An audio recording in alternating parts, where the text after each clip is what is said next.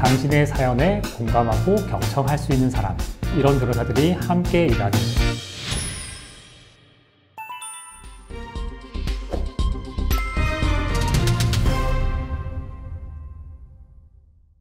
단어 하나, 사진 한 장으로도 그 성범죄가 될 수 있다고요?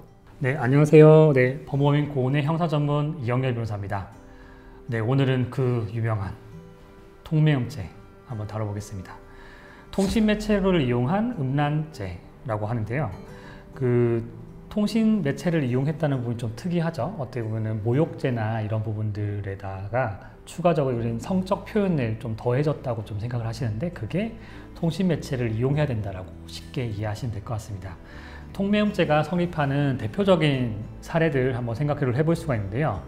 롤이나 게임 하다가 서로 채팅 주고받잖아요. 그럴 때 좀 음란한 표현이나 성적 표현 쓴다거나, 어떤 여성의 개인 방송 보다가 성적인 표현 이렇게 쓴다거나, 아니면은 개인한테 카톡 메시지로 뭐 음란한 사진을 보낸다거나 음란한 말을 계속 보낸다거나, 아니면 전화를 해가지고 음란한 말을 한다거나, 이런 경우에 주로 성립되는 범죄 사실인데요.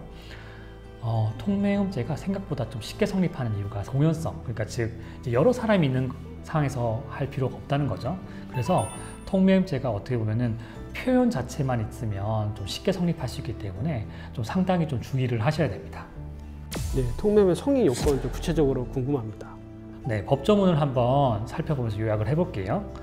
네, 통매음죄는 전화, 컴퓨터 등 통신 매체를 이용하고 자기 또는 타인의 성적 욕망을 유발하거나 만족시킬 목적이 필요하고요. 성적 수치심이나 혐오감을 일으키는 말이나 글, 사진, 영상 등을 상대방에게 전달했을 때 성립을 합니다. 통신 매체 이용한 협박죄를 또 생각해 보면 되는데요. 통신 매체를 이용한 협박죄는 반복성을 요건으로 합니다. 그러니까 여러 번 반복돼야 되는 거죠. 근데 이거는 반복성도 요건으로 하지 않거든요. 다만 제가 실무상 경험을 해보면 반복되거나 지속됐을 때 조금 더 엄하게 처벌하고 범죄 사실 성립될 가능성이 조금 더 높은 것 같아요. 그래서 조금 반복성이 좀 짙다고 하면 상대방을 조금 고소했을 때 더 중하게 처벌할 수 있겠다라고 생각하시면 될 것 같습니다. 똑같은 표현이라고 하더라도 그 말을 하는 상황이나 그 대상자들의 관계에 따라서 조금 이제 통매음죄가 성립되고 안 될 수 있다는 부분은 좀 참고해 주시는 게 좋을 것 같습니다. 네, 첫 번째 이제 온라인 게임에서 욕설을 하는 경우들인데요. 어떤 신체 부위를 언급한다거나 아니면 육체적 관계, 성관계를 좀 표현한다거나, 이런 부분들에는 통매음죄가 성립할 확률이 좀 매우 높다고 생각하시면 될 것 같고요. 또 상대방이랑 카톡을 주고받거나 메시지를 주고받는 과정에서 얼굴이 궁금해가지고 막 사진을 이렇게 막 보내고 주고받고 하는 과정에서 갑자기 본인의 뭐 나체 사진을 보낸다거나, 이런 경우도 문제가 될 수 있어요. 제 생각에는 뭐 한 번 이렇게 보냈을 때는 이제 상대방이 거절하지 않았기 때문에 좀 관계가 좋다면 문제되지 않지만, 상대방이 막 불쾌하다, 거부하는데 계속 보냈다면 통매음죄가 좀 성립될 가능성이 좀 높습니다. 또 세 번째로 조금 애매한데, 좀 이제 그 개인 방송을 보다가 막 그 여성 BJ분한테 막 신체 사이즈를 막 물어보는 경우들이 있었어요.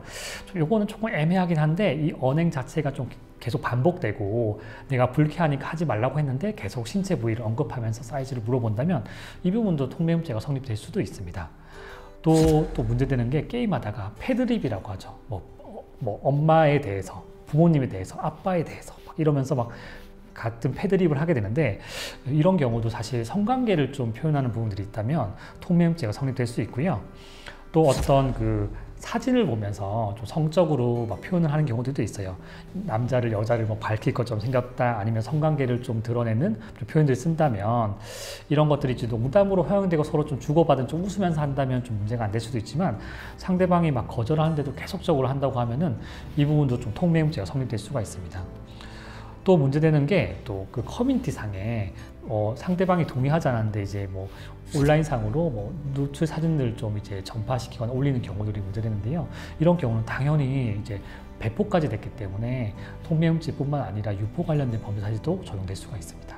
네, 그 통매음죄로 고소를 당했는데 무혐의를 받은 사례가 있나요? 네, 저희 로펌에서도 실제로 진행을 했었고 무혐의 판단을 받은 사례들이 있는데요.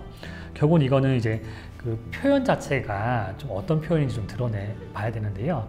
성적 수치심을 느낄 만한 표현인지 여부를 좀 판단해서 이 정도는 서로 그 나이대에 이 정도 관계에서는 좀 충분히 사용할 수 있는 표현이라고 좀 인정돼 가지고 실제 무혐의 판단을 받은 경우도 있고요.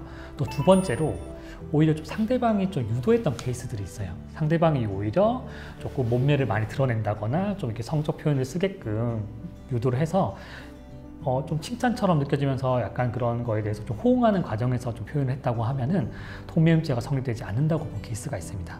또 세 번째로 좀 관계 측면을 좀 봐야 되는데, 예를 들어서 뭐 전 여자친구와 남자친구와의 관계에서 좀 성적 표현을 하는 과정에서 좀 수위가 갑자기 높아졌는데 예전에도 이런 표현을 사용했었고 이런 부분이 좀 허용됐었다라고 한다면 좀 통매음죄가 성립되지 않을 수도 있습니다. 그래서 통매음죄에 대해서 고소를 당한 분들이 저희 쪽 많이 찾아오시는데 그런 분들은 제가 말씀드렸던 세 가지 케이스를 좀 생각하시면서 통매음죄 성립에 대해서 어떻게 좀 방어할지를 좀 고민해 보시면 좋을 것 같습니다. 처벌 수위도 궁금합니다. 네, 범죄 사실을 보면은 해당 법 규정을 본다면 2년 이상의 징역 또는 2천만 원 이하의 벌금에 처한다고 규정돼 있습니다. 근데 실제로 초범의 경우라면 뭐 징역형 처분이 나온다거나 실제 재판까지 간다거나 그런 경우는 잘 드문 것 같고요. 대부분 벌금 약식 기소로 처분을 받는데 한 100만 원에서 한 300만 원 범위 안에서 나오는 경우들이 좀 대부분인 것 같습니다.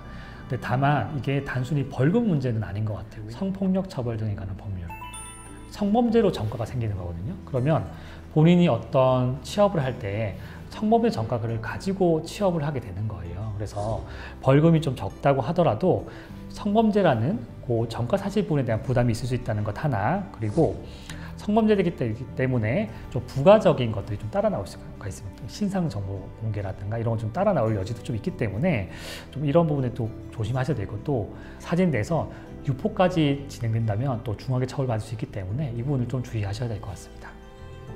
조금 전에 얘기하신 그 기소유예 처분 이것도 가능한가요, 통매음에서? 성범죄이기 때문에 기소유예 처분을 받는지 안 받는지가 되게 좀 중요한 것 같아요. 대부분이 학생들이 있거든요. 근데 이제 뭐 대학생들이 많은데 그러면은 20살, 21살 때 성범죄 전과를 달고 이제 사회에 나올 때 있거든요. 근데 기소유예가 나오면은 이제 전과 다시 생기지 않겠죠. 그래서 가능한 이 사안에서 합의가 됐다거나 초범이고 피해자랑 합의가 됐고 횟수가 적고 표현 자체가 너무 중하지 않다면 기소유예 나올 가능성이 있으니까 이 부분은 꼭 이제 형사전문 변호사님과 상담해가지고 좀 도움을 받으시는 게 좋을 것 같습니다. 네, 그 조사를 받아 나온다고 연락을 받았을 때 어떻게 대응해야 할까요? 일단 이제 수사관이 뭐 이렇게 표현한 거에 대해서 인정하느냐 막 갑자기 물어보고 이렇게 대답을 하라고 요구하는 경우들도 있거든요. 그래서 그런 경우에는 제가 좀 오래돼서 좀 기억이 안 난다거나 하시고 제가 확인을 해보고 출석해서 정확하게 진술하겠습니다라고 하고 고소장을 열람해서 좀 확인을 해보시는 게 좋을 것 같아요. 그래서 뭐 가능하시면 변호사 동석하는 것도 괜찮고, 그래서 이 표현에 대해서 내가 했는지를 정확하게 표현을 하지 않은 범죄 사실들도 같이 고소장에 포함되어 있을 수도 있거든요. 그래서 그런 부분을 정확하게 구별하셔야 되니까 고소장 확인을 하고 충분히 대비를 하고 경찰 출석해서 대응하시는 것을 추천해 드리겠습니다. 사실 통매음죄가 최근에 문제가 많이 되고 있기도 하고 각 경찰에서는 사이버 수사대의 역량을 좀 많이 조금 중시해서 고소 고발에 대해서 적극적으로 좀 조사를 하고 있는 조금 상황입니다. 그래서 통매음죄로 고소 자체를 안 당하게끔 표현을 할 때 뭐 채팅을 하거나 뭐 이제 할 때 좀 조심하시는 게 아무래도 좋을 것 같고요. 고소를 당했을 때 제가 말씀드렸던 내용들 참고해서 잘 대응을 하시는 게 좋을 것 같습니다. 네, 오늘은 좀 통매음죄에 대해서 종합적으로 좀 살펴보았고요. 이번 데스크로 다음 시간에는 또 다른 내용으로 찾아뵙겠습니다. 네, 감사합니다.